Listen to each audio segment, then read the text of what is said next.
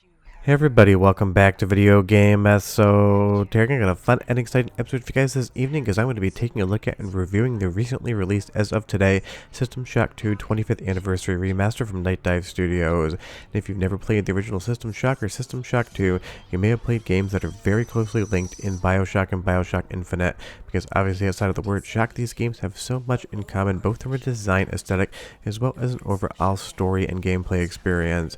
But honestly, System Shock 2 is an incredible game that I played back in the late 90s on PC, and now today it's been completely remastered with a ton of quality of life improvements, and it's going to be a lot easier to run on PC than any of the other versions of the game. Before I get too far involved though, do me a huge favor down below, hit like and subscribe and ring that notification bell, definitely helps us out. And if you feel so inclined and want to support the channel, got a Patreon link down below as well. And just be aware that the console release of this game has been delayed. It's just out on PC today, but that would be the platform I would pick it up on anyway, so it's going to be a fun thing to talk about. And honestly, if you've never played this game before, you're in for an absolute treat. And I'm not going to be going too deep into the story because there's so many twists and turns, so many things to discover. I want you to have that sensation when you first play the game, because if you've ever played Bioshock or Bioshock Infinite, you know the twist there, and you know Ken Levine and his story writers and designers love to kind of basically put a lot of different secrets in the game. But honestly, welcome to the first boss of the game, trying to just jump up this little filing cabinet here. Definitely keep at it, it'll take a few jumps. But getting this game remastered in 2025 is definitely a nice thing, because the old version of the game could be a little bit tricky to run on PCs, and honestly a lot of the innovations here and how you actually interact with the game are going to be a lot better. Now you can use a controller on Steam to play this game, but it was originally designed around keyboard and mouse, and that's kind of how I like it, because there's a lot of different option menus you're going to be going into, your inventory, listening to different audio logs. You definitely want to have as many keys available to you as possible. And if you're on PC and playing a first-person shooter, I definitely recommend a keyboard and mouse anyway. And I'm going to give you a soundtrack sample early because I love just how environmental the audio is here and how horror-filled it is, and I'll be right back. Warning. Decompression event imminent. Please move immediately to Cryo Recovery B. Decompression event imminent. Airlock door inoperative.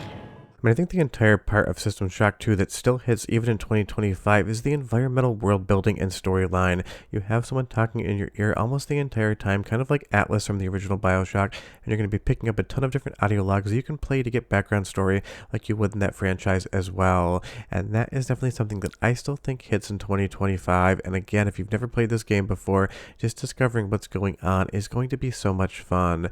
Now, Nightdive Studios is absolutely the gold standard as far as remasters are concerned when they bring older games to modern platforms. Nobody does it better. Every single remaster I played from them has been absolutely incredible. Probably my favorite right now would be The Thing, even if Killing Time, my favorite game of all time, was also done by them recently.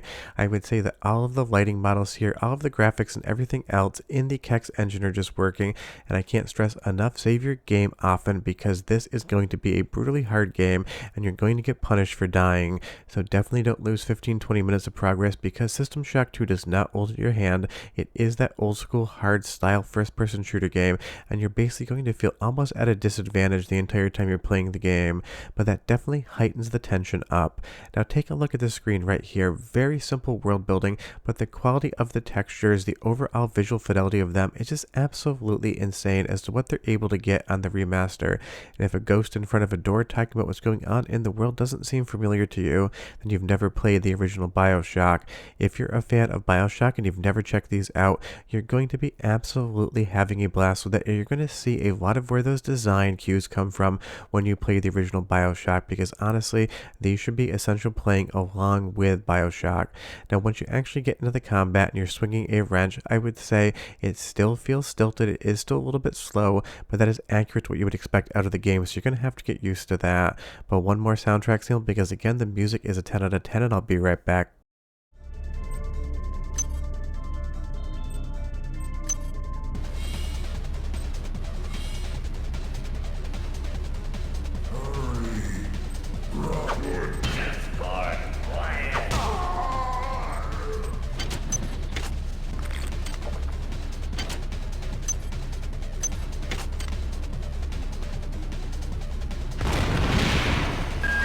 Damn.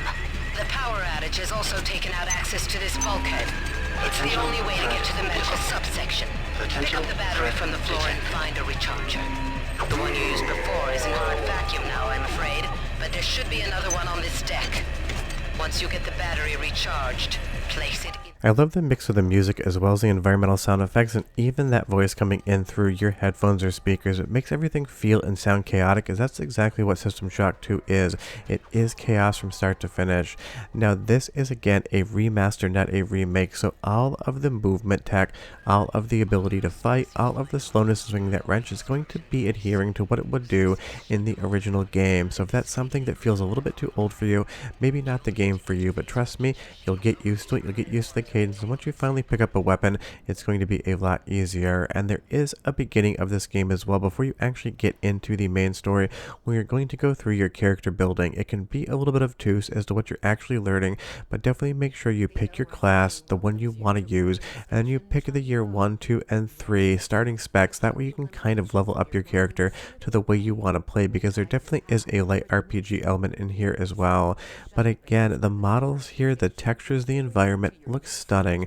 Sure, the geometry is simple because it is still that 1990s style geometry, but everything else around this game just looks so incredible, from the lighting to the shadow to the movement and the bob in the head. Everything else, there really isn't anything about the presentation here I can fault whatsoever. But again, this is going to be old school style first person shooter fun. If you weren't around back in the 90s and if you didn't play those games, it's going to take you a couple more minutes to get used to it. But if this is one of your favorite games of all time, or it's been 15 to 20 years since you played something like System Shock 2, this is absolutely going to be the definitive version of the game to play today. And again, pay attention to this overall character builder situation in the beginning. If you're not actually reading what you're doing, you could end up building a character that you're just not into whatsoever, and you don't want to get too late into the game and realize you don't really have the playstyle you're looking for. I appreciate that the game kind of doesn't hold your hand, kind of let you discover things on your own, but you can end up in situations where you're just kind of not jiving with your character. But honestly, that really isn't an issue with System Shock. You can do that in games like Bloodborne, Dark Souls, or any other modern game. If you're not paying too much attention, you're definitely going to end up wanting to restart. Now, inventory management in this game is going to be absolutely paramount. You're going to get so many slots, and you're going to be picking up absolutely everything in the environment. So that's why, again, I kind of recommend, if you're on PC, to definitely use that keyboard and mouse. It's going to allow you to navigate the inventory much quicker and just kind of interact with the world in a more seamless manner, and definitely look for different areas you can go to, different secrets, because the environments in System Shock 2 are absolutely lousy with so many things to see and do. You're going to have to upgrade yourself, you're going to have to upgrade your weapons, and you're basically going to have to play very conservatively if you want to survive. Do not run into combat thinking you're going to be killing things like the Doom Marine. It just isn't going to happen. I love that little body hanging up right there as well. Definitely a lot of visual storytelling in this game, and that's a hallmark of Ken Levine and Irrational Games you would see as you moved on to something like Bioshock. But Nightdive definitely killed this one, and just so you know, so I am being fully transparent, I did receive a review code for this one, but of course my opinion is my own. You always know that. But every single remaster Nightdive has been making recently has just been 100% the gold standard of how to do these things. It's lovingly redesigned to make it easier to play in 2025 while still leaving all of the story and all of the gameplay intact. And what other game lets you shoot a little monkey who then you can collect his brain after you've killed him? It's absolutely insane, and I absolutely love it for that. And of course it is System Shock 2, so you're going to find a use for that monkey brain somewhere down the line, and you might carry it around for 3-4 hours and realize, hey, I've got a monkey brain in my inventory, and I now finally figured out what to do with it. But I'm going to do one more short soundtrack sample, because again, I can't stress enough just how good the environmental audio is. Only about 25 seconds, and I'll come back and close out the review of System Shock 2.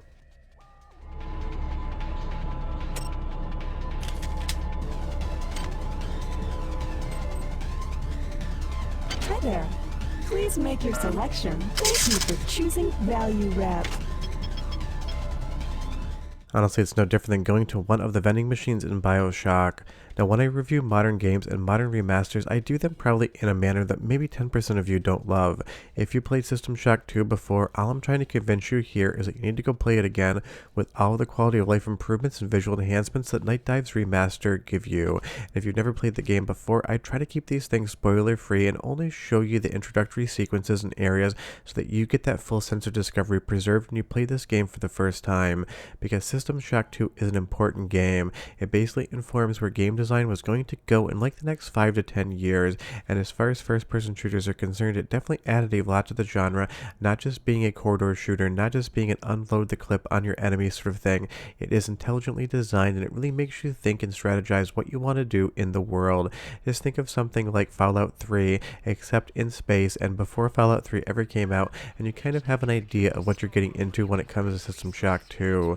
So definitely this is one, if you've never played it, you definitely need to, and if it's been 15-20 years since you played it, now is the time for a replay, because that is the great thing about Nightdive Studios. They make old games that feel a little bit antiquated way easier to play and interact with, because if you try to play the original System Shock 2, even with mods, it can be a little bit of a difficult setup on your PC, and I know Nightdive Studios is working with the community because there's a ton of mods and custom levels out there that have been incorporated in the original build that Nightdive is going to try to make sure work in the remaster as well, and I love them for that. They keep the dream alive for these retro games, and even if you own System Shock 2, just run over to Steam, pick up a copy, and try it out again, because supporting efforts like this mean the next remaster might be your favorite game. If you've never played it before, now is your time, and if you played it, damn it, just go do it again. I'll see you guys next time. Bye-bye.